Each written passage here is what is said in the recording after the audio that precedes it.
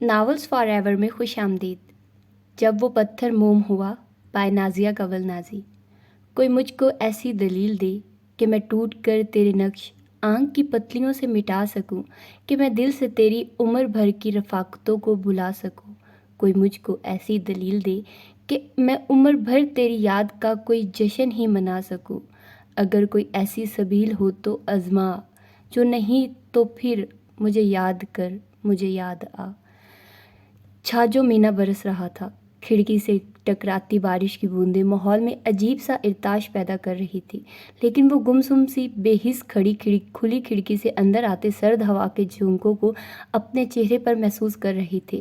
انتہائی سرد ماحول میں بھی شال کے بغیر وہاں کھڑا ہونا اس کے بے حس ہونے کا ثبوت تھا۔ عین اسی لمحے اس کے بیڈ روم کا دروازہ کھلا تھا اور شانزل یزدانی، جسے اس کا شوہر ہونے کا شاندار اعزاز حاصل تھا، مکمل طور پر بارش میں بھیگنے کے بعد کمرے میں داخل ہوتے ہی تیزی سے لپک کر اس کی طرف بڑھا تھا۔ یہ کیا پاگل پن ہے زری؟ اتنی ٹھنڈی ہوا میں بنا شال کے کھڑی ہو، مرنے کا ارادہ ہے کیا؟ اسے تیزی سے پیچھے ہٹا کر کھڑکی کے دونوں پٹ آہستہ سے بند کرتے ہوئے اس نے ڈپٹا تو زرنشا افندی چپ چاپ اپنے بیڈ پر آ بیٹھی۔ ہر روز کی مانند آج بھی اس کے خوبصورت لبوں پر خاموشی کا قفل پڑا تھا۔ پتہ نہیں یہ بارش کب رکے گی، جانے رکے گی بھی کہ نہیں۔ معمول کی مانند خود ہی بڑبڑاتے ہوئے وہ وارڈروب کی طرف بڑھ آیا تھا۔ اگلے 15-20 منٹ کے بعد وہ فریش ہو کر اپنے کمرے میں واپس آیا تو زرنشا وہاں نہیں تھی۔ شاید نہیں، یقیناً وہ اس کے لیے کچن میں کھانا گرم کر رہی تھی، لہٰذا وہ بھی کمرے سے نکل کر اس کے پیچھے ہی کچن کی طرف چلا آیا تھا، جہاں اس کے اندازے کے عین مطابق وہ کھانا گرم کرنے کے بعد اب ٹرے میں رکھ رہی تھی۔ آج سردی زیادہ ہے، میں یہیں کھانا کھا لیتا ہوں، کہنے کے ساتھ ہی وہ کچن میں رکھی کرسی گھسیٹ کر اس پر بیٹھ گیا تو زرنشا نے خاموشی سے کھانا اس کے سامنے میز پر دھر دیا۔ پلیز بیٹھے زری، مجھے تم سے کچھ ضروری بات کرنی ہے۔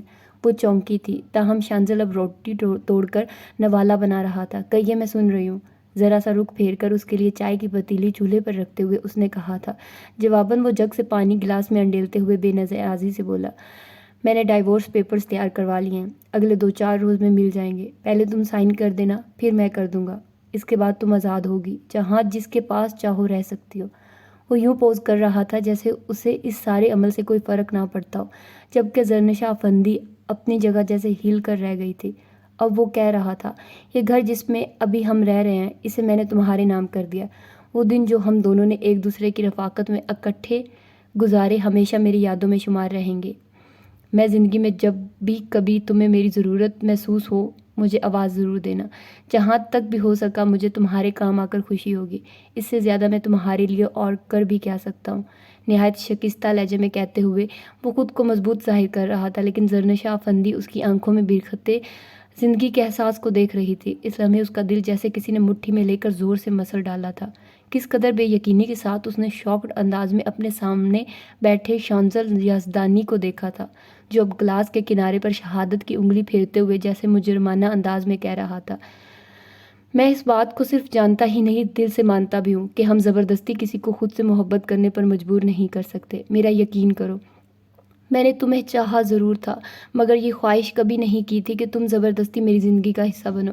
محبت کسی بھی حیثیت یا مرتبے سے بے نیاز ہوتی ہے۔ شاید میری جگہ کوئی اور ہوتا تو تمہاری غلطیوں پر ذرا مختلف انداز میں تمہارے ساتھ پیش آتا، مگر خیر، مجھے تم سے کوئی گلہ نہیں ہے۔ شاید میں تمہاری جگہ ہوتا تو ایسے ہی ریئیکٹ کرتا جیسے تم کرتی رہی ہو، مگر اب میں تھکنے لگا ہوں۔ اب مزید خود کو اور تمہیں اذیت میں رکھنے کا حوصلہ نہیں ہے مجھ میں، لہٰذا میں نے یہی فیصلہ کیا کہ تمہاری زندگی سے نکل جاؤں۔ میرے بعد شاید تمہیں وہ مل جائے جس کی چاہ میں تم نے اپنا آپ مٹا لیا ہے۔ ہو سکے تو میرے سابقہ کردار کو معاف کر دینا۔ میں نے جو کچھ بھی کیا تمہاری عزت اور بھلائی کے لیے کیا، اس کے باوجود میں تم سے معافی کا خواستگار ہوں۔ پلیز مجھے معاف کر دینا۔ اپنی بات سمیٹتے ہوئے بہت ضبط کے باوجود اس کا لہجہ بھرا گیا تھا۔ تبھی سرسری سی ایک تشنہ نظر اس پر ڈالنے کے بعد وہ 2-4 نوالوں کے بعد ہی اپنی نشست سے اٹھ کر کچن سے باہر نکل گیا۔ زرنشا افندی کے دماغ میں اس وقت جیسے آندھیاں چل رہی تھی۔ قطعی معاف ذہن کے ساتھ وہ اپنا چکراتا سر دائیں ہاتھ پر گرا کر بالآخر اسی کرسی پر ٹک گئی تھی جہاں ابھی تھوڑی دیر پہلے شانزل یزدانی بیٹھا تھا۔ حیرانی تھی، وہ شخص جو زبردستی اس کی زندگی کا حصہ بن گیا تھا، اب اسے اپنا عادی بنا کر پھر سے اکیلے پن کا عذاب سونپنا چاہ رہا تھا۔ زندگی کے کسی بھی موڑ پر وہ کچھ ایسا بھی کہہ یا کر سکتا ہے۔ زرنشا افندی کے وہم و گمان میں بھی نہیں تھا۔ اس لمحے اس کا دل کٹ کر ٹکڑے ٹکڑے ہوتا کیوں محسوس ہو رہا تھا، وہ سمجھ کر بھی سمجھ نہیں پا رہی تھی۔ ہجر کے ماہتاب سن، مجھے بھی ہیں تیرے ہم سفر، ہم سے بھی کوئی بات کر، ہم تو تیرے رفیق ہیں، ہم سے نہ اجتناب کر۔ دشت فراق یار میں از دلوں کے ہم رکاب سن، ہجر کے ماہتاب سن، جب وقت میں نہ چین ہو کسی سے کیا گلہ کریں، اس سے کہاں ملا کریں، راہ میں اس کو روک لیں، کیسے یہ حوصلہ کریں۔ تو ہمارے ساتھ چل، تو ہمارے خواب سن، ہجر کے ماہتاب سن۔ تاروں میں انتشار ہے کس کی نگاہ کے سبب، ہم نے جسے گنوا دیا شدت راہ کے سبب، اس کے غم فراق میں ہم سے کبھی حساب سن، ہجر کے ماہتاب سن۔ باہر اب بھی تیز بارش ہو رہی تھی۔ شانزل کپڑے بدل کر اب بستر پر لیٹ چکا تھا، مگر زرنشا جانتی تھی کہ وہ سو نہیں رہا ہے۔ وہ اس سے جدائی کا فیصلہ کر کے سو بھی نہیں سکتا تھا۔ زرنشا اس سے بات کرنا چاہتی تھی، مگر شانزل نے اسے دیکھتے ہی رخ پھیر لیا تھا۔ تبھی وہ ہرٹ ہو کر پھر سے اسی کھڑکی میں آ کھڑی ہوئی تھی جہاں شانزل کے آنے سے پہلے وہ کھڑی تھی۔ تھوڑی دیر پہلے آسمان پر بہت سارے تارے روشن تھے۔ اسے روز کھڑکی میں کھڑے ہو کر تاروں بھرے آسمان کو دیکھنا اچھا لگتا تھا، مگر اس وقت تیز بارش کی وجہ سے وہ آسمان پر چھپے ہوئے تاروں کو دیکھ نہیں پا رہی تھی۔ آج پھر اسے یاد آ رہا تھا کہ صرف 3 سال پہلے اس کی زندگی کتنی خوبصورت تھی۔ دور دور تک کہیں کسی اذیت دکھ کا نام و نشان تک نہیں تھا، مگر پچھلے 3 سالوں میں اس نے اتنے درد و اذیتیں سہی تھی کہ اس کے اندر جیسے زندگی کا احساس ہی مر گیا تھا۔ شانزل بیڈ پر لیٹا دائیں بائیں کروٹ بدل رہا تھا، جس سے اس کے اندر کی بے قلی صاف ظاہر ہو رہی تھی، مگر پچھلے 3 سالوں میں آج پہلی بار بہت کچھ جانے کے باوجود اس سے کچھ بھی پوچھنے کی ہمت نہیں کر سکی تھی۔ اس روز بھی موسم بہت خوبصورت تھا۔ اس کی بیسٹ فرینڈ اور کزن سامیہ کچھ روز رہنے کے لیے ان کے گھر آئی ہوئی تھی، کیونکہ گھر میں اس کے بھیا عدنان اور بڑی آپی نائمہ کی شادی کی ڈیٹ رکھی جا چکی تھی، اور سامیہ گھریلو کام کاج کے علاوہ شاپنگ کرنے میں بھی خاصی مہارت رکھتی تھی۔ زرنشا اپنی سستی اور کام چوری کی وجہ سے ہر وقت اپنی ماں نفیسہ بیگم کی لعنت ملامت سنتی، مگر اثر نہیں لیتی تھی۔ اس کے اپنے ہی مشاغل تھے، اچھا کھانا پینا، ہنسنا بولنا اور اپنی پینٹنگ پر توجہ مرکوز کرنا۔ مصوری اس کا شوق ہی نہیں جنون بن چکی تھی۔ اکثر وہ کھائے پیے بغیر بھی اپنے کمرے میں گھسی رنگوں سے کھیلتی رہتی تھی۔ سامیہ کے ساتھ اس کی اچھی انڈرسٹینڈنگ تھی، دونوں کا ایک دوسرے کے بغیر گزارا ممکن نہیں تھا۔ سامیہ کراچی میں رہتی تھی جبکہ زرنشا کا تعلق لاہور سے تھا، اس کے باوجود وہ دونوں اکٹھی رہتی تھی۔ زرنشا سفر کے معاملے میں بھی خاصی سست تھی، بسوں ویگنوں رکشوں میں دھکے کھانا اسے سخت ناگوار گزرتا تھا، جبکہ ہوائی کا سفر وہ افورڈ نہیں کر سکتی تھی، لہٰذا زیادہ تر سامیہ کو ہی اپنا پیارا شہر کراچی چھوڑ کر لاہور آنا پڑتا تھا۔ اس وقت بھی وہ اپنے کمرے میں گھسی ایک پیاری سی چڑیا اور اس کا گھونسلہ پینٹ کر رہی تھی جب سامیہ دھاڑ سے دروازہ کھول کر اس کے قریب چلی آئی۔ زری، تیرے لیے ایک بڑی مزے کی خبر ہے۔ کیا؟ برش کو اپنے سر کے بالوں میں پھنسا کر وہ اس کی طرف متوجہ ہوئی تھی جب سامیہ اس کی پینٹنگ کا سرسری سا جائزہ لیتے ہوئے بولی، تمہارے فرنٹ پر وہ گرین ہاؤس نہیں ہے؟ وہاں آج صبح ہی نئے لوگ شفٹ ہوئے ہیں، ایک نفیس سی خاتون ہے، ایک ان کے ہینڈسم سے ہسبینڈ، ایک نازک اندام سی بیٹی اور ایک وہ اس کے متجسس کرنے والے انداز سے فوراً متاثر ہوئی تھی جب وہ چٹخارا لیتے ہوئے بولی، اور ایک بے حد خوبصورت گڈ لکنگ شاندار سراپے کا مالک بیٹا ہے۔ میں نے تو اس کا نام بھی معلوم کر لیا ہے، صاحبزادہ سامان یزدانی۔ تم اسے دیکھو گی نا، سچی دیکھتی رہ جاؤ گی، اتنا فرینڈلی اور سافٹ نیچر کا مالک ہے کہ جواب نہیں۔ سامیہ اسے یوں معلومات دے رہی تھی جیسے زرنشا کی اس سے شادی ہونے والی ہو، تاہم وہ واقعی اس کے الفاظ سے متاثر ہوئے بغیر نہیں رہ سکی تھی۔ اسے خوبصورت چہرے خواہ وہ میل کے ہوتے یا فیمیل کے متاثر کرتے تھے، تب بھی وہ دلچسپی لیتے ہوئے بولی تھی، واہ، تمہارا بھی جواب نہیں، صبح وہ لوگ آئے ہیں اور شام تک تم نے ان کے بارے میں ساری معلومات بھی اکٹھی کر لی، خیر تو ہے نا؟ نہیں یار، اب خیر کہاں ہے، اصل میں وہ آنٹی دوپہر میں آئی تھی، کچھ چاہیے تھا شاید، تبھی وہ آنٹی کو اپنا مکمل بایو ڈیٹا بتا رہی تھی۔ میں چونکہ پاس بیٹھی تھی لہٰذا میں نے بھی سن لیا۔ جہاں تک اس ہیرو کی بات ہے تو اسے میں نے ابھی تھوڑی دیر پہلے ہی گرین ہاؤس کے گیٹ سے نکلتے ہوئے دیکھا تھا۔ اچھی زری، میں نے تو کم از کم اپنی پوری زندگی میں اتنا خوبصورت مرد کبھی نہیں دیکھا۔ زری سامیہ کو اچھی طرح جانتی تھی، اسے ہر مرد اچھا لگتا تھا، ہر نیا فلم سٹار، نیا کرکٹر، ٹی وی آرٹسٹ، جو بھی اچھا لگتا وہ اسی کے لیے مرنے مارنے کو تیار ہو جاتی تھی۔ تاہم زرنشا کی فطرت اس سے الگ تھی، وہ خوبصورتی کی قدردان تھی، مگر اس کے باوجود اسے جلدی سے کوئی چیز پسند نہیں آتی تھی۔ کپڑے، جوتے، جولری کے ساتھ ساتھ اسے انسانوں کو اپنانے میں بھی خاصی خواری اور مشقت کا سامنا کرنا پڑتا تھا۔ وہ کسی پر بھی فوراً اعتبار کرنے کے حق میں نہیں تھی، البتہ جب تک اسے کوئی چیز پسند آ جاتی تھی تو پھر وہ آخری وقت تک اس سے دستبردار ہونے کو تیار نہیں ہوتی تھی۔ سامان یزدانی بھی ایسے ہی چیزوں کی فہرست میں آ گیا تھا۔ سامیہ کی زبانی سامان کی سیر انگیز شخصیت کے بارے میں سن کر اسے دیکھنے کا اشتیاق پیدا ہوا تھا، لہٰذا اسی رات جب سامیہ تھک کر اسی کے بیڈ پر نیند کی باہوں میں کھو گئی تو وہ کھڑکی میں آ کھڑی ہوئی۔ چاندنی رات تھی، تاروں بھرا آسمان نگاہوں کو بے حد بھلا لگ رہا تھا۔ سامنے یزدانی پیلس میں اس وقت بھی خاصی گہما گہمی تھی۔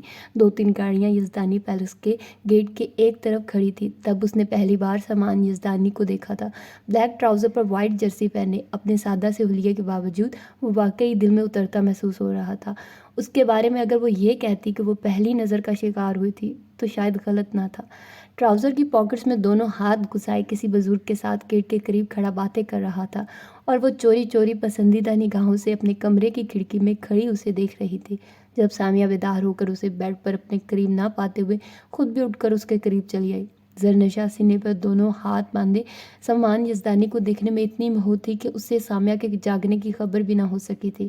تبھی اس نے کھنکھار کر پہلے زرنشا کی موہیت توڑی، پھر کھڑکی سے باہر سامان یزدانی پر نگاہ ڈالتے ہوئے بولی، بس کرو بی بی، نظر نہ لگا دینا بیچارے کو۔ مانا کہ بندہ بہت وجیہہ ہے مگر اتنا بھی نہیں کہ اس کی دید کے نشے میں مدہوش ہو کر آپ ساری رات جاگتے ہوئے گزار دے۔ شٹ اپ، میں اسے نہیں دیکھ رہی، مجھے تو پتہ بھی نہیں ہے کہ وہیں سامان یزدانی ہے یا نہیں۔ اچھا، پھر یہ مشغلہ تر کر کے بیڈ پر تشریف لے آئیے، رات کے 12:30 ہو رہے ہیں۔ سامیہ کی اس سے وقت بتایا تو وہ چونک کر واپس پلٹتے ہوئے اپنے بیڈ پر آ گئی۔ سچ سچ بتانا، تمہیں وہ اچھا لگا ہے نا؟ سامیہ اس کے برابر میں ہی لیٹتے ہوئے پوچھا تھا۔ جب وہ فلسفہ جھاڑتے ہوئے بولی، محبت ظاہری خوبصورتی سے کبھی متاثر نہیں ہوتی۔ پتہ ہے سامی، یہ جو عورت ہوتی ہے نا، اس کے اندر کی دنیا بڑی عجیب و غریب ہوتی ہے۔ کوئی مرد اگر اس کی سوچ اور خواہشات پر پورا اتر جائے تو پھر وہ خود اپنی ذات کو اس مرد کے راستے کی دھول کرنے سے بھی باز نہیں آتی۔ میری بھی یہی تمنا ہے، کاش بھری دنیا میں کوئی شخص ایسا ہو جس کی تمام تر محبت میری وراثت ہو، جس کا ہر خواب صرف مجھ سے وابستہ ہو۔ تم دیکھنا، جب بھی ایسا کوئی شخص میری زندگی میں آیا میں اپنی ذات کو اس پر نچھاور کر کے رکھ دوں گی۔ سامیہ کو معلوم تھا وہ ایسی ہی لڑکی تھی، محبتوں سے گندھی ہوئی۔ اس کی آنکھیں اس وقت نیند سے بوجھل ہو رہی تھی، تبھی تکیے میں منہ چھپاتے ہوئے بولی، اچھا ابھی تو سو جاؤ نا، صبح اس موضوع پر بھی بات کر لیں گے۔ سامیہ سو گئی تھی مگر زرنشا کو اس رات بہت دیر تک نیند نہیں آئی تھی۔ شانزل واش روم میں تھا اور اس کا سیل وہیں بیڈ پر تکیے کے نیچے پڑھا مسلسل بج رہا تھا۔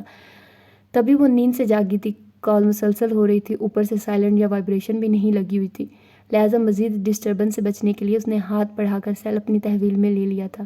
ہیلو شان یار، کہاں ہو؟ میں کب سے تمہارے آفس میں بیٹھی تمہارا ویٹ کر رہی ہوں، اوپر سے سیل بھی نہیں اٹھا رہے ہو، خیریت تو ہے نا؟ اس کے ہیلو کہنے سے پہلے ہی کسی دوشیزہ نے اپنی کڑک آواز میں کہا تھا۔ جواب میں زرنشا کی نیند جیسے بھگ سے اڑ گئی۔ اب چپ کیوں ہو گئے ہو؟ کچھ تو جواب دو۔ زرنشا کی خاموشی پر اس نے پھر خاصے فرینک انداز میں کہا تھا۔ تبھی وہ جواب دیے بغیر نہیں رہ سکی، شان واش روم میں ہے۔ اوہ سوری، آپ کون؟ دوسری طرف موجود لڑکی شاید تھوڑی حیران ہوئی تھی جب وہ فخر سے لہجہ مضبوط کرتے ہوئے بولی، مسز شانزل یزدانی۔ ریئلی؟ لڑکی اب بے یقین تھی۔ زرنشا کو اس لمحے خاصا لطف آیا تھا۔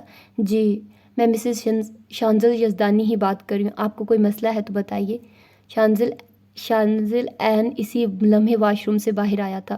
زرنشا کو اپنے ہی موبائل پر بات کرتے دیکھ کر ایک لمحے کے لیے وہ چونکا، پھر آئینے کی طرف چلا آیا۔ تب تک وہ کال ڈسکنیکٹ کر کے موبائل بیڈ پر رکھ چکی تھی۔ ایکسکیوز می مس زرنشا، آپ اخلاقیات بھولتی جا رہی ہیں، گیلے بالوں کو تولیے سے رگڑتے ہوئے اس نے کہا تھا، جب وہ شدید ہرٹ ہوتے ہوئے بولی، کیا یہی وہ لڑکی ہے جس کی وجہ سے آپ کی محبت کے سمندر میں ٹھہراؤ آ گیا ہے؟ نہیں تو پھر یہ کون ہے؟ دوست ہے میری۔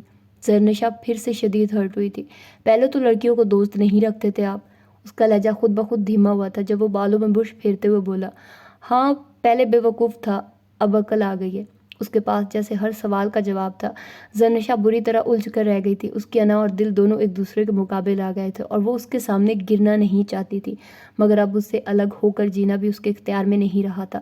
تبھی سر جھکا کر چپ چاپ بیٹھ گئی تو وہ پھر بول اٹھا، اٹھ کر شاور لے لیں، پھر یاد سے ناشتہ بھی کر لیجیے گا، موسم خاصا سرد ہو رہا ہے، کمرے میں ہی ہیٹر آن کر کے بیٹھی رہیے گا، رات میں بھی آپ کو ہلکا ہلکا بخار تھا، کم از کم اپنا تو خیال رکھ ہی سکتی ہیں آپ۔ زرنشا کو یاد آیا تھا رات جب وہ کھڑکی میں کھڑی بارش کو دیکھ رہی تھی تو شانزل نے اسے کھڑکی سے ہٹانے کے لیے چھوا تھا.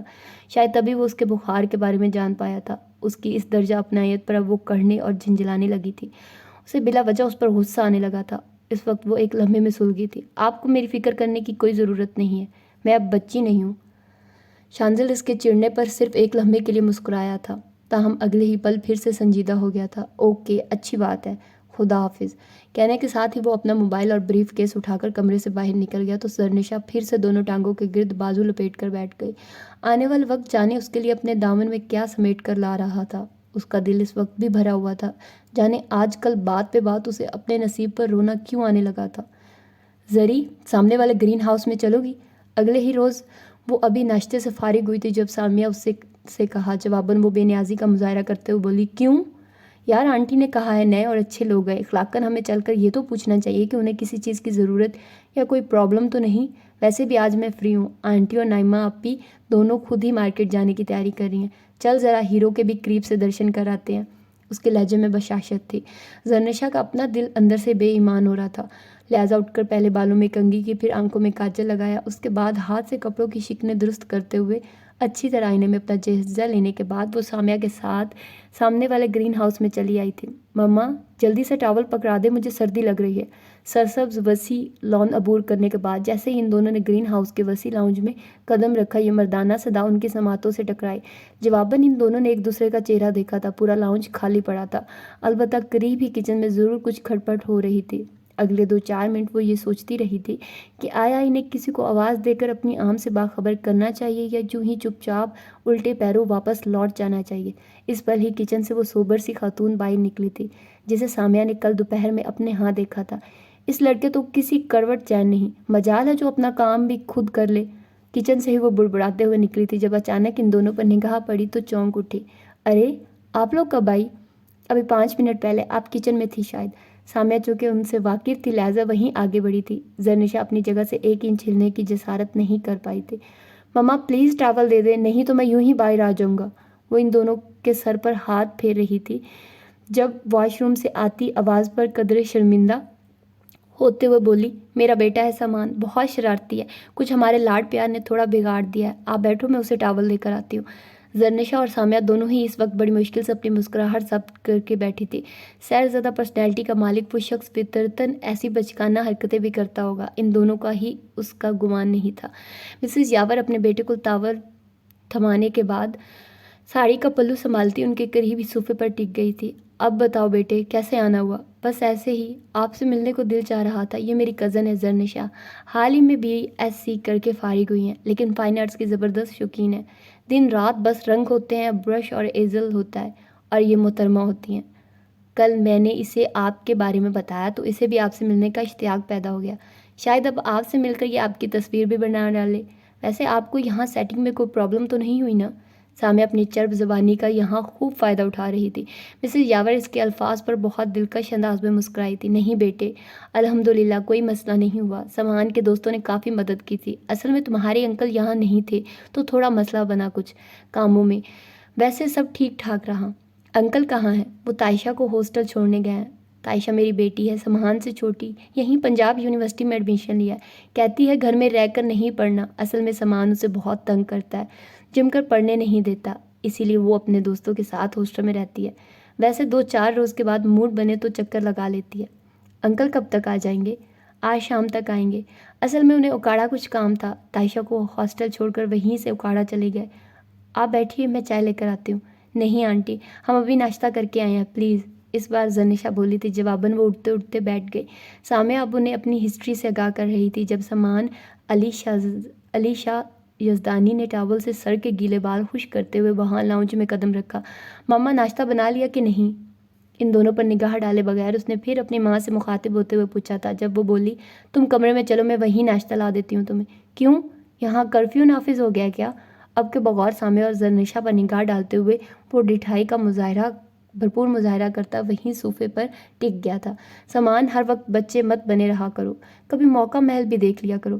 جسے یاور اسے ان کے سامنے ڈانٹتے ہوئے ہچکچا رہی تھی اور وہ اسی چیز کا فائدہ اٹھا رہا تھا. سوری موم، مگر میں نے کیا کیا ہے؟ زیادہ معصوم بننے کی ضرورت نہیں ہے، چلو شاباش، کمرے میں جاؤ، میں وہی ناشتہ لاتی ہوں تمہارے لیے۔ مجھے نہیں کرنا ناشتہ، ایک دم سے پتہ نہیں کیا ہو جاتا ہے آپ کو۔ میں کوئی آدم خور ہوں جو ان محترماؤں کے پاس بیٹھوں گا تو انہیں کھا جاؤں گا، یا میں نے پہلے کبھی لڑکیاں نہیں دیکھی؟ ان کے ڈانٹنے پر خفا ہو کر وہاں سے اٹھ گیا تھا۔ زرنشا نے چپکے سے دیکھا، وہ خفگی میں اور بھی زیادہ حسین لگتا تھا۔ سیب کی مانند دمکتی سرخ و سفید رنگت پر ہلکی ہلکی بڑھی ہوئی شیو بے حد بھلی لگ رہی تھی۔ اس کے انداز بتا رہے تھے کہ وہ مسز یاور سے بہت زیادہ اٹیچ تھا اور ان سے خوب ناز نخرے اٹھوانے کا بھی عادی تھا۔ بلا سے زیادہ خود اعتمادی نے اسے اجنبی لڑکیوں کے سامنے بھی حد ادب میں سمٹنے پر مجبور نہیں کیا تھا۔ زرنشا کو اس کی ذات کی یہ خود اعتمادی بہت بھلی لگی تھی۔ مسز یاور ان سے اپنے بیٹے کی بدتمیزی کے معاملے میں معذرت کر رہی تھی، جبکہ زرنشا کے لیے اب جیسے وہاں مزید ٹھہرنے کا کوئی جواز باقی نہیں رہا تھا۔ رات کٹتی رہی، چاند ڈھلتا رہا، آتش ہجر میں کوئی جلتا رہا۔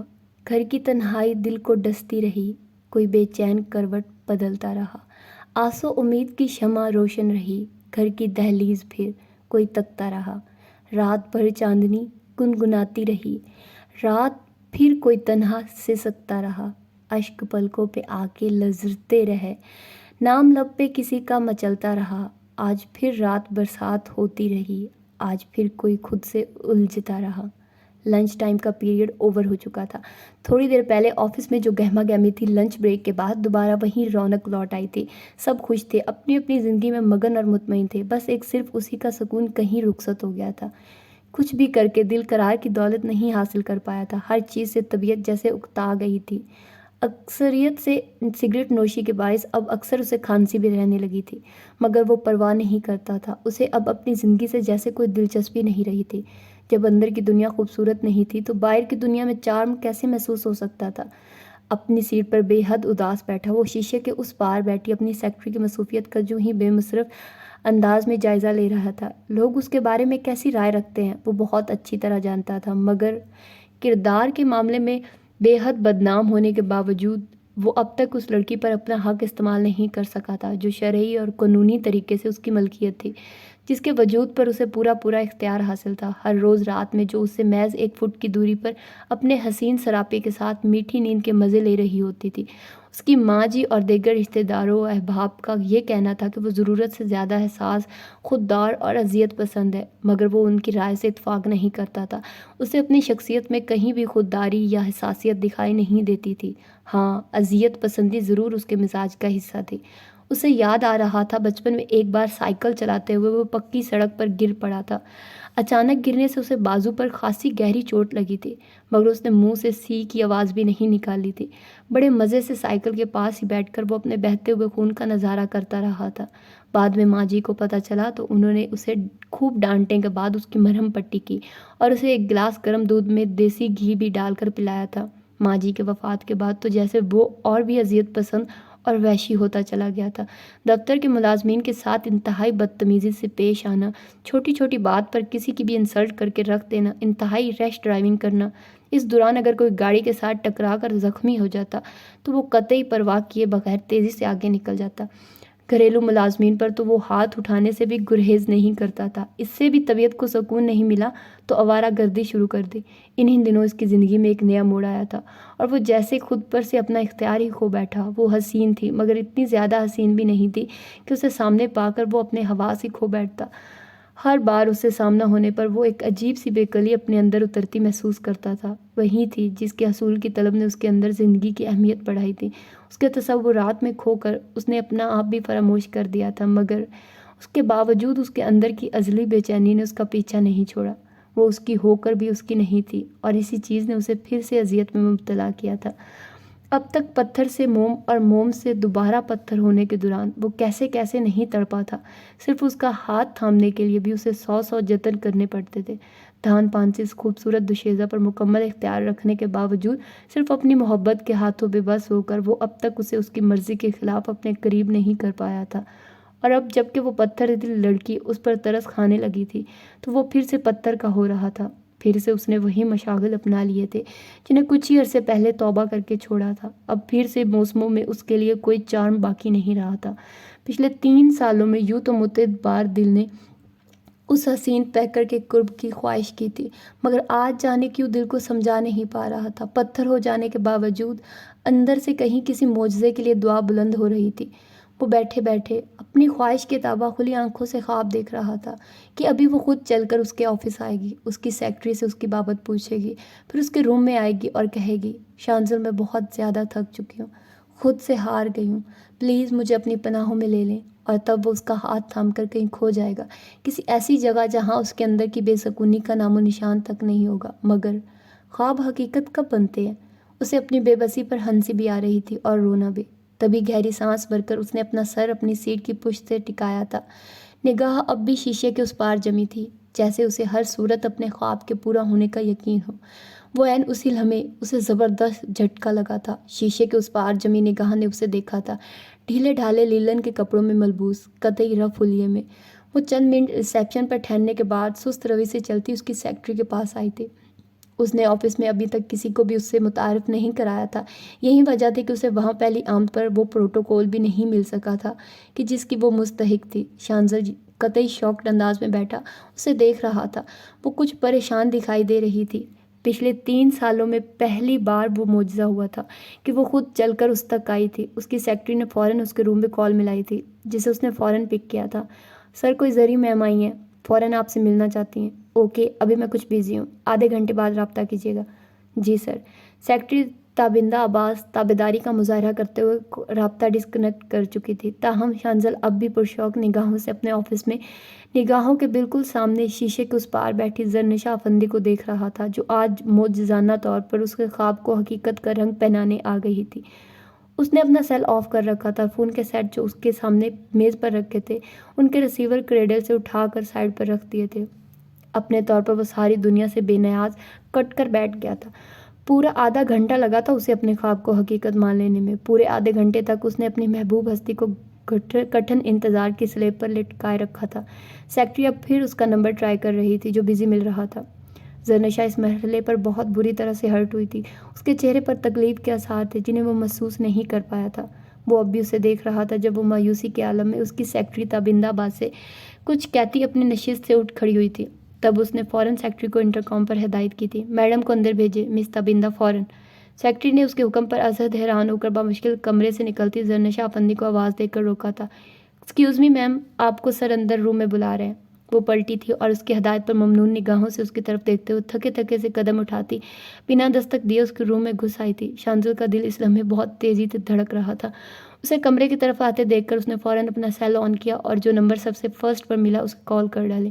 زرنشا نے قریب پہنچ کر اسے سلام کیا، جس کا جواب سر کے اشارے سے دیتے ہوئے اس نے اسے کرسی پر بیٹھنے کی ہدایت کی تھی۔ اگلے مزید 15-20 منٹ تک وہ مضطرب نگاہوں سے اس کی طرف دیکھتے ہوئے اس کے فارغ ہونے کا انتظار کرتی رہی تھی، جو محض اسے جلانے کے لیے بے مقصد گفتگو کو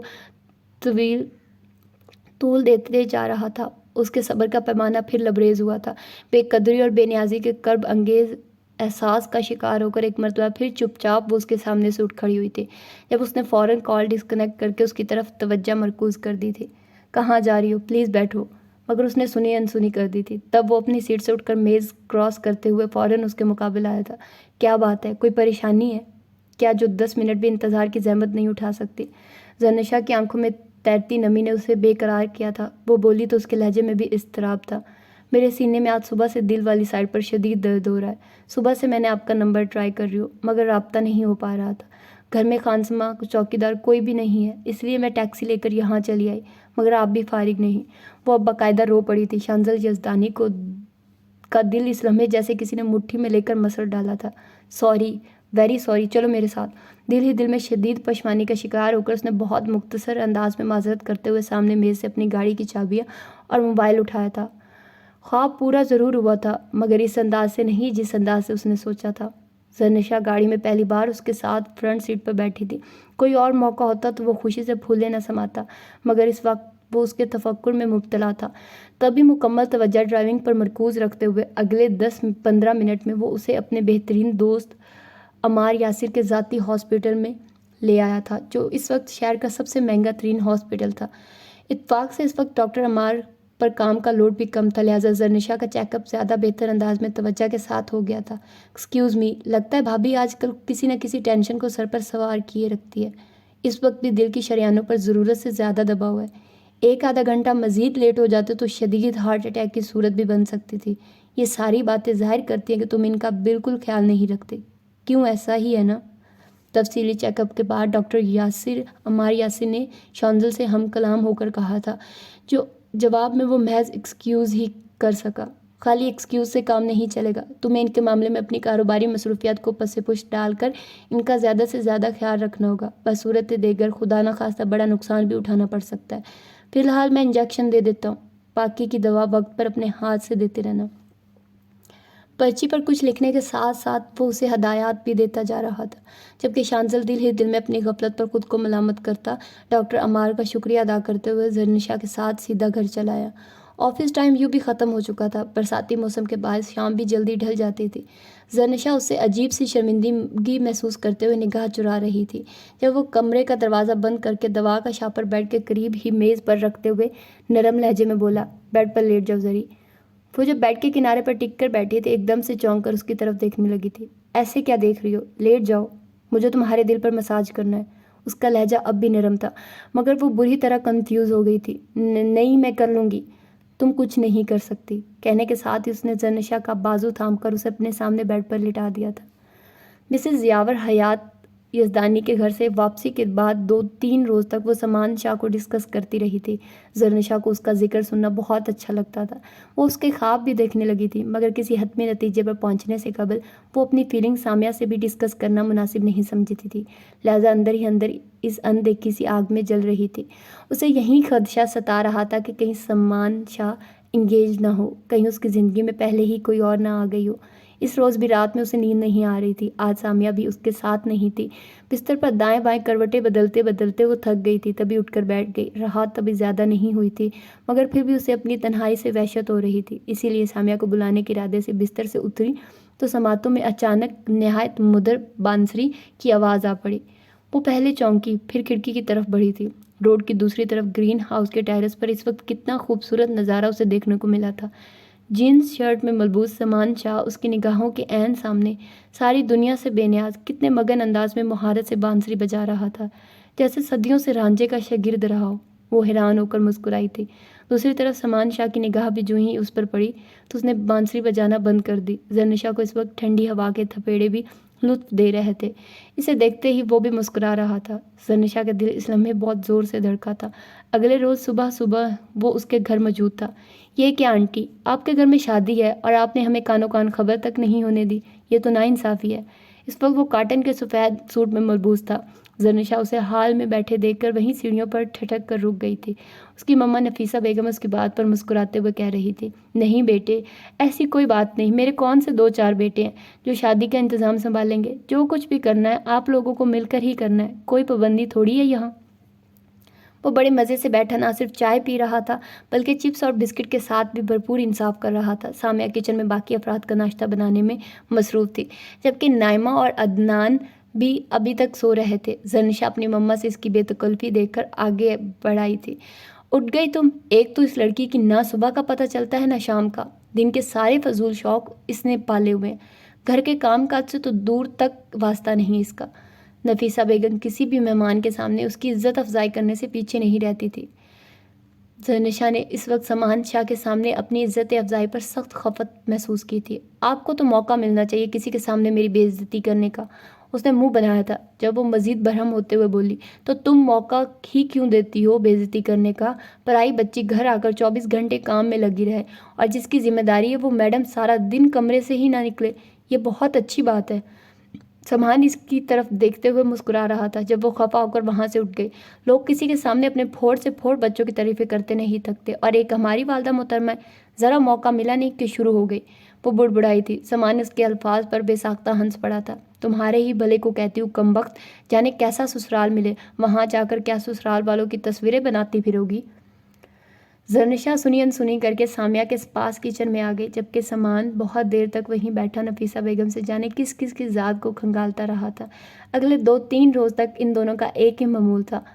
سامان ٹیرس پر آ کر دھیمے سروں میں بانسری بجاتا تو زرنشا کسی سانپ کی طرح بے قرار ہو کر فوراً آ کھڑی ہوتی، جہاں وہ گھنٹوں چپ کی زبان میں ڈھیروں باتیں کرتے، ایک دوسرے سے روبرو مخاطب ہوئے بغیر بھی ان دونوں کے دل میں ایک دوسرے کے لیے نرم گوشہ پیدا ہو گیا تھا۔ اس روز زرنشا مسز یاور کو اپنی مما کا بلاوا دینے اکیلی ہی گرین ہاؤس چلی آئی تھی۔ صبح قدرے خشک تھی۔ وہ لاؤنج میں آئی تو سامان کو سامنے ہی صوفے پر نیم دراز میوزک سے لطف اندوز ہوتے ہوئے پایا۔ زرنشا اسے دیکھ کر ایک لمحے کے لیے ٹھٹکی، تاہم اس سے پہلے کہ وہ اسے گھبرا کر واپس پڑتی، سامان نے آواز دے کر اسے روک لیا۔ بات سنو زری۔ وہ رک گئی تھی، مگر اس کا دل اس لمحے بہت تیزی کے ساتھ دھڑک رہا تھا۔ اگر 2 قدم آگے چلی آؤ گی تو میں تمہیں کھا نہیں جاؤں گا۔ پہلی بار وہ اس سے روبرو مخاطب ہوتے ہوئے مکمل پر اعتماد تھا، تاہم زرنشا کی ٹانگیں کانپ رہی تھی۔ وہ اس کے سامنے اپنے یہاں آنے کا مدعا بیان کرنا ہی بھول گئی تھی جب وہ پھر بولا تھا، مما کے لیے آئی تھی نا؟ وہ مارکیٹ گئی ہیں، 1-1.5 گھنٹے تک واپس آ جائیں گی۔ ان کے علاوہ اگر اور کسی سے بات نہ کرنے کی قسم کھا کر آئی ہو تو شوق سے واپس جا سکتی ہو۔ وہ اس کی خاموشی سے ہرٹ ہوا تھا، مگر اس کے باوجود وہ اس وقت اس سے کچھ بھی کہنے کی ہمت نہیں کر پا رہی تھی۔ تبھی واپسی کے لیے پلٹی تو سامان نے انتہائی جرأت کا مظاہرہ کرتے ہوئے اس کی کلائی تھام لی۔ تم دنیا کی سب سے زیادہ ڈفر اور بدتمیز لڑکی ہو۔ کیوں؟ اب کیا کیا میں نے؟ وہ بے حد گھبرا کر بولی تھی جب اس نے چڑ کر کہا، تم نے وہ کیا ہے جو آج تک دنیا کی کوئی بھی دوسری لڑکی نے نہیں کر سکے۔ میرا ہاتھ چھوڑو۔ نہیں چھوڑتا تمہارا ہاتھ، کر لو جو کرنا ہے۔ سامان پلیز۔ کیا پلیز؟ پورے 2 ہفتے ہو گئے تم سے بات کرنے کے موقع تلاشتے، اور آج موقع ملا ہے تو گیلے صابن کی طرح ہاتھ سے پھسل رہی ہو۔ اتنا بے اعتبار ہوں میں نے کب کہا کہ آپ بے اعتبار ہیں؟ اس کی جان جیسے فنا ہو رہی تھی، مگر سامان پرواہ نہیں کر رہا تھا۔ زری، میری زندگی میں اجالا کر دو۔ ایک دم سے اچانک اس نے اپنا ٹریک بدلا تھا۔ زرنشا کی دھڑکنیں اس کے قابو میں نہیں آ رہی تھی۔ آپ کو کیا ہو گیا ایک دم سے؟ پتہ نہیں، مختصراً انداز میں کہہ کر وہ اس کا ہاتھ چھوڑتے ہوئے اپنے کمرے میں غائب ہو گیا تو زرنشا بھی الٹے قدموں واپس بھاگ گئی۔ اس کی سانس معمول سے کہیں تیز ہو گئی تھی۔ سدے شکر کہ اس وقت اس کا کسی سے بھی سامنا نہیں ہوا، وگرنہ اس کا حال دیکھ کر جانے کون کون سے سوال جنم لیتے۔ اس کے گھر میں ڈھولک رکھی جا چکی تھی۔ گرین ہاؤس کی مکین مسز یاور اور ان کے شوہر یاور حیات صاحب کا زیادہ وقت انہی کے گھر صرف ہوتا تھا۔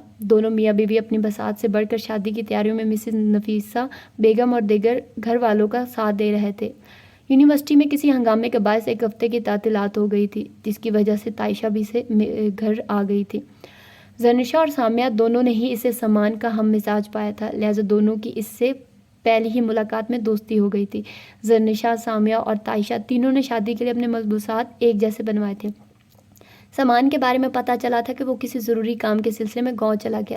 زرنشا جانتی تھی کہ وہ صرف اس سے خفا ہو کر گیا۔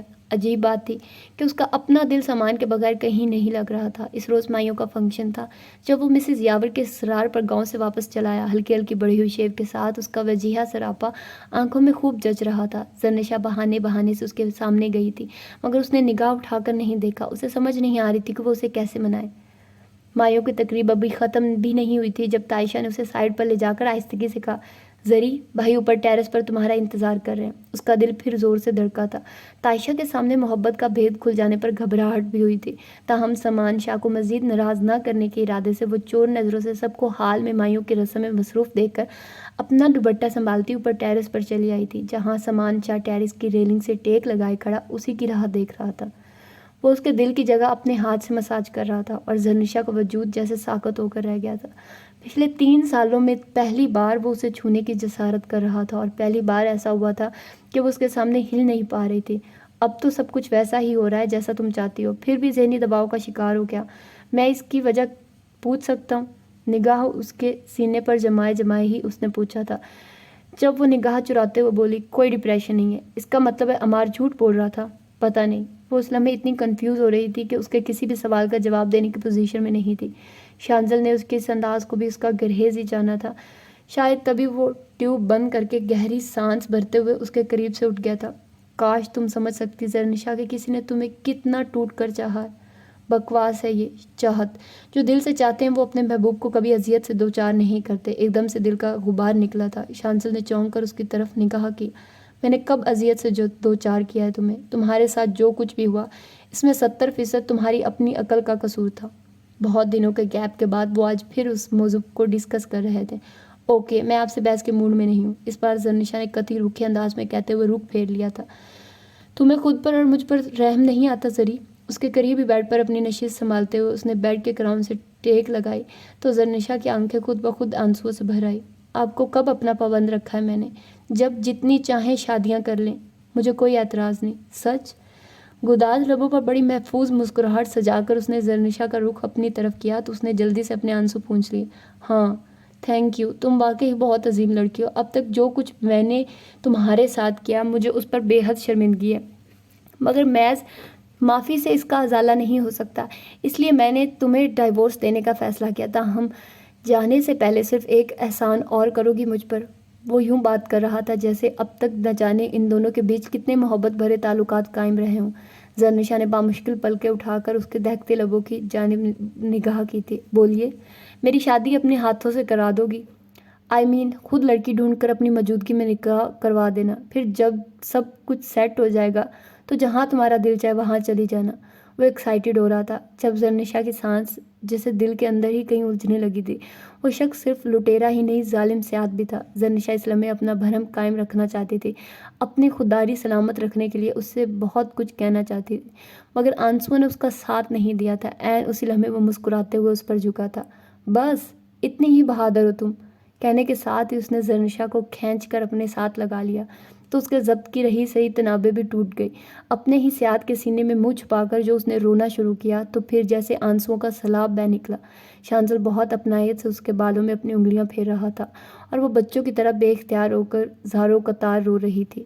اگلی صبح خاصی روشن تھی۔ شانزل کی آنکھ کھلی تو اس نے زرنشا کو اپنے بازو پر سر رکھے نیند میں مدہوش پایا۔ کتنی خوبصورت اور ناقابل یقین حقیقت اس کی آنکھوں کے سامنے تھی۔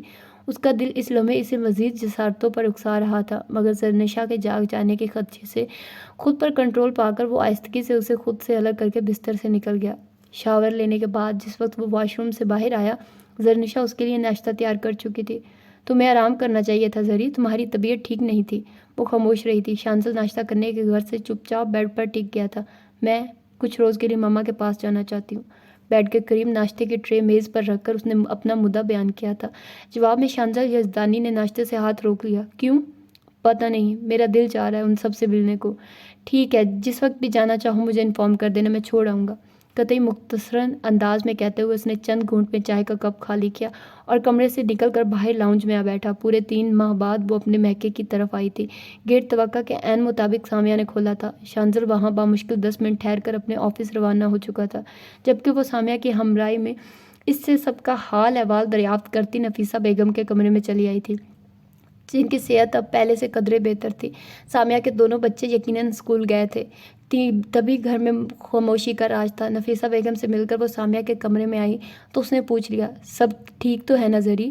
پتہ نہیں سامی، میری زندگی میں کہیں بھی کچھ ٹھیک نہیں ہے۔ شفاف گلابی ہتھیلیوں پر نگاہ جماتے ہوئے اس نے گہری سانس بھری تھی جب وہ بولی، تمہیں ایک مخلصانہ مشورہ دوں؟ کیا؟ خودکشی کر لو، لمحہ بہ لمحہ اپنے ساتھ دوسروں کو بھی مار دینے سے کہیں بہتر ہے کہ تم خود اپنے ہاتھوں ہی مر جاؤ۔ زرنشا اس کے الفاظ پر ہنسی تھی، پھر اس کے چہرے کی جانب دیکھتے ہوئے بولی، پتہ ہے سامی، پچھلے 3 ماہ میری زندگی میں ایک نیا انقلاب آیا ہے۔ چپ چاپ خاموشی سے، اچھا، اب کون سا نیا انقلاب آ گیا محترمہ کی زندگی میں؟ ذرا ہم بھی تو سنیں۔ اس کا انداز استزائیہ تھا، مگر زرنشا نے پرواہ نہیں کی۔ وہ اب بھی اپنی ہی ذات میں کہیں کھوئی ہوئی تھی۔ سامی، مجھے وہ اچھا لگنے لگا ہے۔ میری ذات کے گرد جو بے حسی کا پتھریلا حصار قائم ہو گیا تھا، اسے شانزل یزدانی کی جنونی محبت نے توڑ کر پاش پاش کر دیا ہے۔ میری جان جاتی ہے اب یہ سوچتے ہوئے بھی کہ وہ مجھ سے دور ہو جائے گا۔ پتہ نہیں کیا ہو گیا اب، مگر اب میں اس سے الگ ہونا نہیں چاہتی۔ نظریں جھکائے وہ اپنی بے بسی کا اعتراف کر رہی تھی اور سامیہ کی آنکھیں جیسے حیرت سے پھیلتی جا رہی تھی۔ واٹ؟ تمہیں پتہ ہے تم کیا کہہ رہی ہو؟ اسے تو جیسے اپنی سماعتوں پر یقین کرنا ہی مشکل ہو گیا تھا۔ ہاں یار، یہ تو بہت بڑا سرپرائز ہے۔ تم نے شان بھائی کو بتایا؟ نہیں، میں چاہ کر بھی اس کے سامنے اپنی خودداری کا بھرم نہیں کھو رہی ہوں۔ اس کے لہجے میں شکستگی کی واضح جھلک تھی۔ سامیہ اپنا سر پیٹ کر رہ گئی۔ تم کبھی نہیں سدھر سکتی، کبھی بھی نہیں، قدرے خفگی سے کہتے ہوئے وہ اس کے قریب سے اٹھ گئی تھی، جبکہ زرنشا وہی کمرے میں صوفے پر نیم دراز ہو کر اپنی زندگی کے کھوئے ہوئے لمحوں میں گم ہو گئی۔ زری، میں دبئی جا رہا ہوں۔ دھڑکتے دل کے ساتھ وہ ٹیرس پر سامان شاہ کے مقابل آ کھڑی ہوئی تھی تو اس نے سنجیدگی سے دونوں بازو سینے پر باندھتے ہوئے اسے مطلع کر دیا۔ جواب میں اس کے دل کو زبردست دھچکا لگا تھا۔ کیوں؟ پتہ نہیں کیوں، میرا دل نہیں لگ رہا یہاں پر۔ پلٹ کر اس کی طرف پشت کرتے ہوئے اس نے افسردگی سے کہا تھا جب وہ چٹخ کر بولی، دبئی میں دل لگ جائے گا؟ پتہ نہیں، وہ جیسے خود اپنے آپ سے بھی بیزار ہو رہا تھا۔ تبھی اس نے بڑی چاہ سے اسے پکارا تھا، سامان، مگر سامان شاہ نے پلٹ کر اس کی طرف نہیں دیکھا۔ اس کی آنکھیں اس وقت نم ہو رہی تھی۔ مجھے غلط مت سمجھنا زری، میں خود میں فی الحال خود کو سمجھ نہیں پا رہا۔ میں جانتا ہوں تمہارا دل میری بات کو قبول نہیں کر پا رہا ہے۔ محبت شاید ایسی ہوتی بھی نہیں ہے۔ میں اس سلسلے میں تم پر کوئی دباؤ بھی نہیں ڈال سکتا، مگر اس کے باوجود جانے یہ کیسی بے قراری ہے جو میرا پیچھا نہیں چھوڑ رہی۔ میری نیندیں حرام ہو کر رہ گئی ہیں، نہ کچھ کھانے کو جی چاہتا ہے نہ پینے کو۔ تم ہی بتاؤ زری، میں کیا کروں؟ وہ شخص جو حسن و وجاہت کے ساتھ ساتھ کھلنڈرے پن اور بے نیازی میں بھی اپنے کوئی ثانی نہیں رکھتا تھا، اس وقت اس کی آنکھوں میں جھلکتے محبت کے رنگ جھوٹے نہیں تھے۔ یہی وہ لمحہ تھا جب وہ پگھل کر موم ہوئی تھی۔ سامان، I am sorry, please. Sorry for what Zari? مت جاؤ یہاں سے پلیز۔ اب تم جیسا کہو گے میں ویسا ہی کروں گی۔ تکلف کی آخری اینٹ بھی اس نے جذبات میں گرا دی تھی۔ جواباً سامان شاہ کے چہرے پر لمحے میں خوبصورت رنگ بکھر گئے تھے۔ تمہارا مطلب ہے تم مجھ سے محبت کرتی ہو، ہاں؟ ہاں، اس نے اعتراف میں ایک لمحہ نہیں لگایا تھا۔ سامان شاہ حیرانی سے اس کی طرف دیکھتے ہوئے ہنس پڑا۔ Thank you so much my sweet Zari, I love you so much. شدید جذباتی ہوتے ہوئے اس نے زرنشا کو دونوں کندھوں سے پکڑ کر جھنجھوڑ دیا تو وہ بھی مسکرا دی۔ بس اب تو خوش ہو نا؟ اب میں جاؤں؟ نہیں، کیوں؟ بس نہیں نا، مجھ سے باتیں کرو، ڈھیر سارا پیار کرو، اور تم پاگل ہو گئے سامان؟ ہاں، ہو گیا ہوں پاگل۔ پھر کوئی علاج ہے تمہارے پاس؟ جگنوں سی سیاہ روشن آنکھوں میں جلتے خوشی کے دیپ زرنشا افندی کے اندر باہر بھی روشنی بکھیر رہے تھے۔ اسی روز مائیوں کے تقریب کے اختتام پر ان دونوں نے مل کر ڈانس بھی کیا تھا، اور ڈانس کے دوران سامان شاہ نے سب سے آنکھ بچا کر کئی چھوٹی چھوٹی گستاخیاں بھی کی تھی۔ زرنشا کا دل پہلی محبت کے طلسم کدہ خمار میں ڈوب کر جیسے اپنی مرضی سے دھڑکنا ہی بھول گیا تھا۔ اس کا بس نہ چلتا تھا کہ وہ سامان شاہ کو ایک سیکنڈ کے لیے بھی اپنی آنکھوں کے سامنے سے ہٹنے نہ دے۔ دوسری جانب سامان شاہ خود بہانے لے کر دن رات وہیں ڈیرا جمائے رکھتا تھا۔ زرنشا کو چوڑیاں پہننی ہوتی تو وہ اپنی خدمات پیش کرتا، اسے بال بنانے ہوتے، بالیاں پہننی ہوتی، یا مارکیٹ سے کوئی چیز منگوانی ہوتی تو سامان ہی اس کی ہیلپ کرتا، اور اس معاملے میں عائشہ کے ساتھ ساتھ سامیہ بھی اس کے ساتھ بھرپور تعاون کر رہی تھی۔ دونوں گھرانوں کے درمیان گزرتے ہر دن کے ساتھ مضبوط ہوتے تعلقات بھی ان دونوں کے حق میں بہتر رہے تھے۔ ان دنوں زرنشا افندی کے پاس سامان شاہ کو پینٹ کرنے کے سوا اور کوئی مصروفیت نہیں تھی۔ عدنان شاہ افندی کے سسر کی ڈیتھ ہو جانے کے باعث فی الحال اس کی شادی ملتوی کر دی گئی تھی۔ یوں نعمہ افندی کی شادی کے لیے اور بھی دل کھول کر اخراجات ہونے لگے تھے۔ سامیہ سامان شاہ کا جھکاؤ زرنشا افندی کی طرف دیکھ کر رضاکارانہ طور پر خود ہی پیچھے ہٹ گئی تھی، جس پر زرنشا نے اس کا خوب ریکارڈ لگایا تھا۔ نائمہ افندی کی شادی کے ہر فنکشن کو خوب انجوائے کرنے کے بعد ان کی محبت میں اور بھی پختگی آ گئی تھی۔ سامیہ شادی کے بعد اپنے گھر واپس کراچی چلی گئی تو زرنشا کو سامان کے قریب ہونے کا اور بھی زیادہ موقع مل گیا۔ اب ہر روز رات میں دونوں اپنے اپنے کمرے کے باہر ٹیرس پر کھڑے ہو کر نہ صرف ایک دوسرے کو دیکھتے رہتے بلکہ گھنٹوں موبائل فون پر باتیں بھی کرتے رہتے۔ زرنشا کا زیادہ وقت اب گرین ہاؤس میں ہی گزرنے لگا تھا۔ سامان شاہ کے لیے وقت بے وقت چائے بنانا، اس کے کمرے کی صفائی کرنا، مسز یاور کے ساتھ اڑوس پڑوس کے لوگوں کی باتیں اور حالات ڈسکس کرنا، سب اس نے اپنے ذمہ لے لیا تھا۔ سامان کے ساتھ ساتھ مسز یاور بھی اس سے بے حد خوش تھی، البتہ اپنی ماں نفیسہ بیگم سے وہ گاہے بگاہے اسے شدید ڈانٹ پڑتی رہتی تھی، جس کی وہ پرواہ نہیں کرتی تھی۔ پہلی محبت کا شاید نشہ ہی ایسا ہوتا ہے کہ دل دماغ پر کوئی اور چیز جیسے اثر ہی نہیں کرتی۔ سامان اب سنجیدگی سے کوئی نہ کوئی جاب ڈھونڈنے کی کوشش میں لگ گیا تھا۔ اکثر وہ تھک کر گھر واپس آتا تو زرنشا کو گرین ہاؤس میں موجود پاتا۔ اس روز بھی وہ کہیں انٹرویو دینے گیا تھا۔ مسز یاور کی طبیعت ٹھیک نہیں تھی، پچھلے 3-4 روز سے انہیں بہت تیز بخار آ رہا تھا۔ عائشہ کے امتحانات سر پر تھے، لہٰذا وہ بھی کہیں دنوں سے چکر نہ لگا پائی تھی۔ یاور صاحب البتہ شام میں اکثر جلدی ہی گھر واپس لوٹ آتے تھے۔ مسز یاور کی خراب طبیعت کے پیش نظر نفیسہ بیگم نے خود ہی زرنشا کو گرین ہاؤس میں ان کی خدمت گزاری کی اجازت دے دی تھی۔ ان کے اپنے گھٹنوں اور کندھوں میں شدید تکلیف کے باعث وہ روزانہ خود آ کر مسز یاور کی خیریت دریافت نہیں کر سکتی تھی، لہٰذا زرنشا کی زبانی ہی انہیں گرین ہاؤس کے مکینوں کے حال احوال کی خبر بھی ملتی رہتی تھی۔ زرنشا نے اس روز بھی معمول کی مانند مسز یاور کے لیے سوپ اور پرہیزی کھانا بنانے کے بعد انہیں دوا دی اور سامان کے لیے دوپہر کا کھانا بنایا، اور ابھی وہ اس کا کمرہ صاف کر کے فارغ ہی ہوئی تھی کہ وہ تھک ہار کر گھر واپس چلا آیا۔ آج اتنی دیر کر دی، خیریت تو تھی نا؟ اسے جوتوں کے تسمے کھولتے دیکھ کر وہ خود بھی اس کے قریب قدر فاصلے پر بیٹھ کے کنارے پر ٹک گئی۔ خیریت ہی تھی یار، پاکستان میں اچھی جاب تلاشنے والوں کو اچھے خاصے دھکے تو کھانے ہی پڑتے ہیں۔ سامان گرین ہاؤس میں آنے سے پہلے آپ لوگ کہاں رہتے تھے؟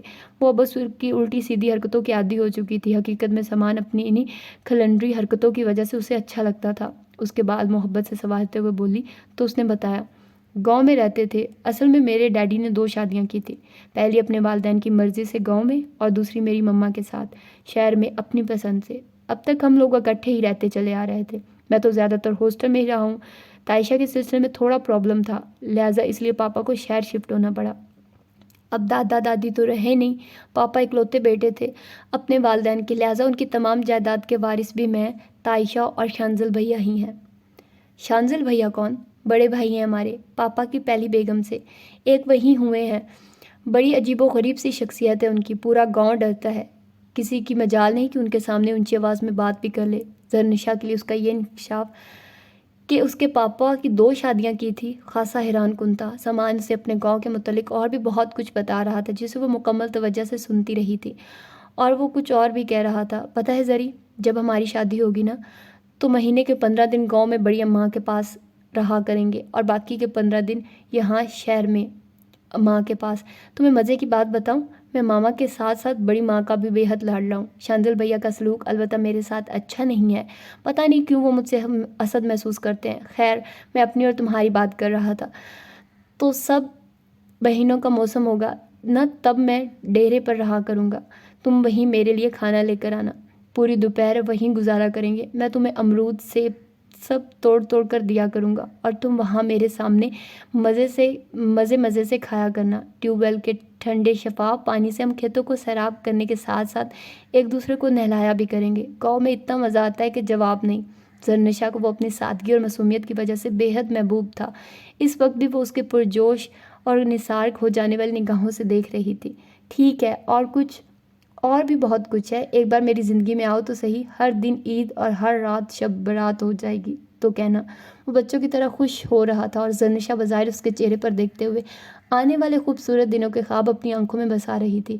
اس روز موسم بے حد خوبصورت تھا۔ زرنشا افندی نے سامان شاہ یزدانی کی نئی تصویر چوری چھپے پینٹ کی تھی۔ سامان کو سرپرائز دینے کے خیال سے ہی صبح جا کر اس نے وہ تصویر اس کے کمرے میں چھپا کر رکھ دی تھی۔ اس کا خیال تھا کہ جیسے ہی سامان اس کی پینٹ کی ہوئی وہ خوبصورت تصویر اپنے کمرے میں دیکھے گا، فوراً خوش ہو کر اس سے ملنے کو دوڑ آئے گا، مگر ایسا نہیں ہوا تھا۔ صبح سے شام ہونے کو آئی تھی، مگر نہ تو وہ خود اسے ملنے کو دوڑا آیا تھا، نہ ہی اس نے کوئی فون کیا تھا۔ تبھی وہ انتظار کی مشقت سے تھک کر خود ہی گرین ہاؤس کی طرف چلی آئی۔ نفیسہ بیگم اس وقت آرام کر رہی تھی۔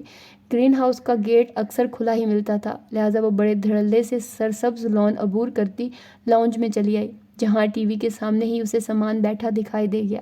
وہ اس کی صرف پشت دیکھ پائی تھی، لہٰذا چپکے دبے پاؤں چلتی عین اس کے قریب آ گئی اور بڑے مزے سے اپنے سرد ہاتھ اس کی آنکھوں پر دھر دیے، مگر اس وقت ٹی وی کے سامنے بیٹھا وہ شخص سامان یزدانی نہیں تھا۔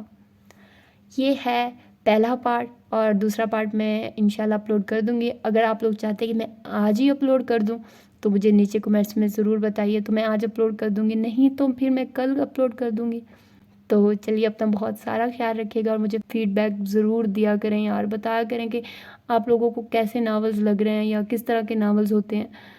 تو انشاءاللہ اب میں اگلی ایپیسوڈ میں آپ لوگوں سے ملاقات ہوگی۔ اللہ حافظ۔